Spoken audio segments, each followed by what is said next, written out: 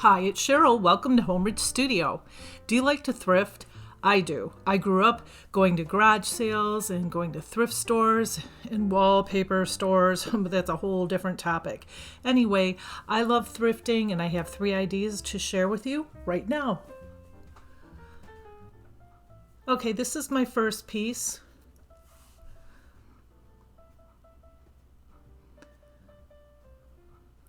And this is what it looked like when I thrifted it. My daughter wanted this for her house, but she didn't like the numbers 1, 2, and 3 on here, and it was in pretty rough shape. It was $5.99, but it was a good piece. It came complete with weeds and even a leaf in here and a few spider webs. So it was in pretty bad shape. But all in all, it was a good piece. So first of all, I'm just going to spray this down with some glass cleaner, and I'm going to wipe it off with a cloth here. And it was so dirty, you guys. It was kind of making me sick. When I was cleaning, it was in bad shape. It looked like it just was maybe sitting in somebody's garage. Then I took a toothbrush and I cleaned it also with some soap. And now I am just unscrewing these they're like little ceramic letter or numbers. I'm just gonna put them in a baggie for another day, and cleaned underneath there, and then I sanded it down because it was pretty rough. And now I have some Waverly chalk paint in the color plaster, and I'm just going to give this one quick coat, and I just kind of want it to look distressed, so I'm not being really picky about covering the whole thing. So I did the front, the top and the bottom, but obviously not the back. I didn't want to take the whole thing apart. And there were a little teeny tiny pinhole holes in here, and I just put some wood glue in there to cover it up. And then I just painted over that again. Now I have this mold. I don't remember the name of it. I just got it from Amazon. And it has like little, can't think of what you call it. The name escapes me right now, but these little like scrolly things, and I have some cornstarch that expired a long time ago, so I use this to craft with. And I'm putting cornstarch in my mold, and I have this DOS clay that I also got from Amazon, and I'm pushing it into the mold. And then I have these tools from the Dollar Tree, and I think they work really well.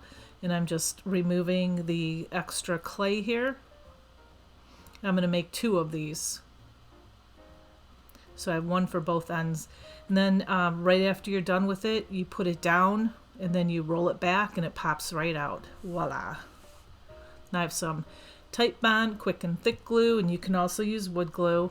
And I'm going to put these on, kind of look at them. Yes, I like them the way they are. And now I'm just going to put the Titebond glue on the back, and then I actually take my finger and like spread it around so there's no glue oozing out from below that. And I did that to both sides. And now I'm going to take the plaster, chalk paint, and I'm going to paint over both of these little scrolly things again. And I have heard if you paint it while the clay is still kind of supple, still kind of damp, it helps prevent it from cracking. And now I have this Rub and Buff in the color Ebony.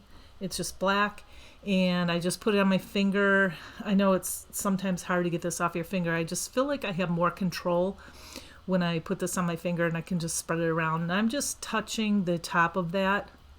And now I have this Distress ink in the color Black Soot. And now I'm just going along the top here. The reason I did not use my finger is because this is still kind of rough, and I didn't want to get, little slivers in my finger. And that's it. It was easier or quicker to film it and to explain it to you than it, was to do it, but it wasn't very long, and I think it looks absolutely beautiful. And again, I made this for my daughter, and I think she's just going to put it in her kitchen and put like mail and stuff in it. I put a little floral wreath in there and a little bird, and yeah, you can hang this on your wall, and it looks amazing, I think. Anyway, today's video is part of a collaboration called Thrifted Thursday, and this collaboration takes place once a month, and it's hosted by two amazing and talented women, Joanna with Joanna's DIY Life and Sabrina with Sabrina's Craft-nanigans. And if you already haven't, please go check out their channels. These two women are hilarious and they're so much fun to watch, and I can assure you, you will not be disappointed. I posted their channel links in my description box below, as well as today's playlist with all of the talented participants for tons of inspiration. Okay, so before we get into number two, or this is part of number two, I'm going to show you, this is Sonette's box, and this is what comes in. It's a monthly box. It's about $60. It is pricey, but there's some really good stuff in it. So the bunny napkin, and then I have the Sweet Pickins milk paint in the color Completely Coral, and I have these papers. So the first one was rice paper by the painted photographer called Secrets of the Garden. The second one is Roycycled decoupage paper in Spring Tartan, and then also Roycycled Old English Countryside. I think this is just absolutely stunning, you guys. It's such a nice big piece and nice quality. This is also rice paper by the painted photographer. It's called Marshland Guardian, yeah. And now you get 4 paints. This is Fusion Mineral Paint. It's called Damask. The second one is Fusion, also mineral paint, called Acacia Pear. And then we have Debbie's DIY paint in Cake Batter. It's a clay-based paint, and also Water Lily. And this box comes with a card, and it tells you all about it.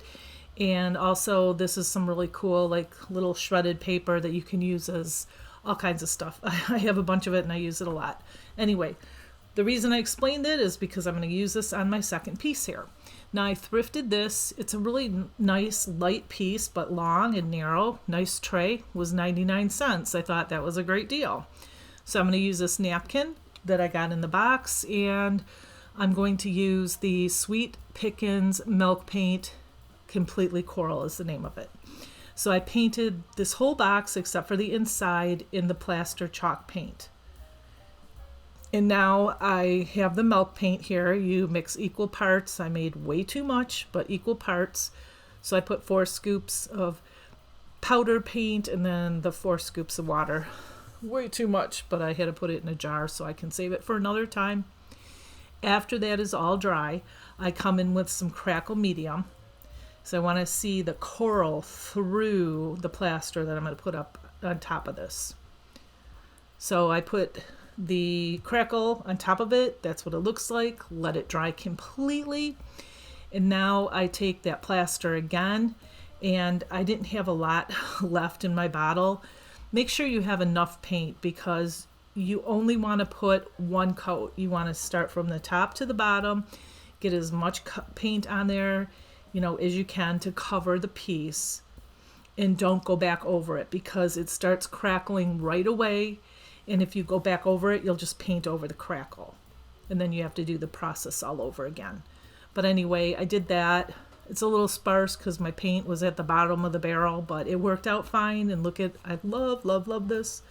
I took my blow dryer to it because I love to watch it crackle. I don't know, it's a thing about me. I get something out of that. Whatever it is, I don't know, but it makes me happy. And so now after this is all dry, I'm just taking my little finger sander and sanding it all down to make it look rough and old kind of. And now I have this napkin, and look at how gorgeous this is. This is from the Sonette's box. And I can use this napkin 4 times. So I'm only going to use the 1 bunny here. I'm going to cut it out, and then it's 2 ply, so I removed one of the plies, and I'm trying to figure out where I'm going to put the bunny, and I think the center is perfect, and I'm going to Mod Podge this bunny right onto the tray. But before I do that, I want the ripped look effect, and so I'm going around here with my water pen, and then I have this little tool from the Dollar Tree, and I'm just removing the water, the edge with the water on it, so it looks ripped. And I'm going to put that bunny back down again, and then I'm going to put some Mod Podge. Now I was going to just Mod Podge or decoupage this whole thing on. I had the wrong brush and I was afraid it was going to tear the paper, so I just put Mod Podge under the whole napkin. I'm going to do the parchment paper heat press idea, because I was going to start the other way and then I was too lazy to go in the other room and get my fan brush, because I think fan brushes work the best. And also I like the liquid patina if I'm going to Mod Podge something like this. But I did the heat press with the parchment paper and that's what it turned out to look like, and I just think it's absolutely stunning. I love this piece, and it was so simple. I think it needed something more, so I'm going to put feet on it. I had this little square puzzle thing. I don't know, it was from the Dollar Tree I got a couple years ago. And I thought these square pieces will make perfect feet. So I put wood glue on each one of them, and where the wood glue wasn't, then I put hot glue for that temporary hold until the wood glue dries. And that is it, you guys. I love this. Okay, moving right along. This is a little teeny piece, but it's so cute. So this is a little watering can that I thrifted. It was 99 cents. I love my 99 cents or $1.99 pieces. I always pick up things like that from the thrift store. We have a good one over here, St. Vincent de Paul. I love it. Anyway, I have that little watering can, and I don't use that paint. I use the Sweet Pickins again because I was curious on how milk paint would be on the water can. So, and I have some flowers and some raffia. So I cleaned this up really well, and then I just took that Sweet Pickins, and that's completely coral since I had a bunch of it, and I painted this whole thing 3 coats. So it's got to dry between each coat, because if it doesn't, you're going to be pulling the paint right back off of it. And then after you're done with that, make sure it's dry, and then you're going to want to put some kind of, I have this clear coat. It's a sealer, because believe me, this will scratch right off very easily. And also, these transfers I got from online, Amazon, a couple years ago. The transfers might not transfer on, or if they transfer on, they will peel right off very easily, and they'll peel the paint off with them. So that's why it's super important to give it a coat of clear on top of that. And now I'm putting a little bit of styrofoam in there, and I clipped all these little roses from the Dollar Tree, and I'm just popping them in there. And a quick big thank you to all of my subscribers and followers for all your support. And I appreciate each and every one of you very much. And if you're not subscribed, come join my Homeward Studio family. It's free. Just tap the subscribe button and the bell notification, and you won't miss a thing, and it helps me out so much. Okay, so after the flowers are in, I just take the raffia, and which was in a thrifted piece too, by the way. And I love thrifting. I just love thrifting. It's an addiction of mine. And matter of fact, when I'm done with this video, I'm probably going to go thrift again, and maybe I will film it for you guys and show you next time. So I just wrapped the raffia around there and trimmed it up. And this is how I style it. So it's the Sweet Pickins coral paint that matches the crackle that's coming through, which also matches the little roses on the bunny. And my daughter saw this and she's like, "Oh, that's so cute. Can I have it?" I might just give it to her. Anyway, I really like how this turned out. And here's the whole shebang. Here are pieces that I've thrifted, that I've turned into other things in previous videos. I'm just showing you some of the stuff. I got that bird on Thrift. I thrifted that little teeny basket. That is my previous video. I thrifted the birdhouse.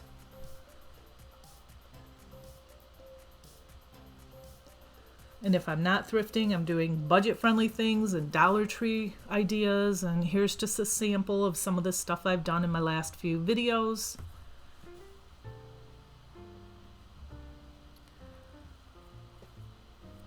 And this is all I have for you today.